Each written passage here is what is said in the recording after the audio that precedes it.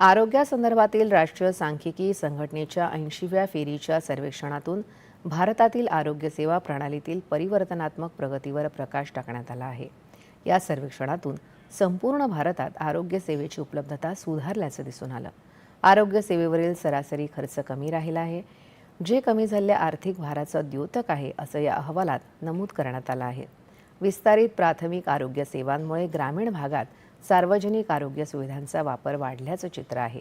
ग्रामीण भागात रुग्णालयातील प्रसूतीचं प्रमाण वाढलं आहे. हे प्रमाण ग्रामीण भागात सुमारे 95% आणि शहरी भागात 97% वाढलं आहे. हे मतांसाठीच्या आरोग्य सेवा अधिक सशक्त झाल्याचं दर्शवतं, असं या अहवालामध्ये म्हटलं आहे. सार्वजनिक आरोग्य सुविधांमधील निम्म्याहून अधिक रुग्णालयीन प्रकरणांमध्ये खिशातून होणारा खर्च सरासरी 1100 रुपये आहे. हे परवडणाऱ्या आरोग्य सेवेसाठी सरकारच्या वचनबद्धतेची प्रत्यक्ष पूर्तता दर्शवते.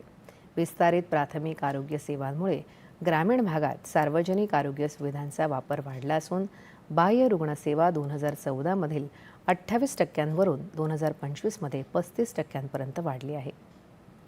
आणि आता राज्याच्या विविध जिल्ह्यातल्या ठळक घडामोडी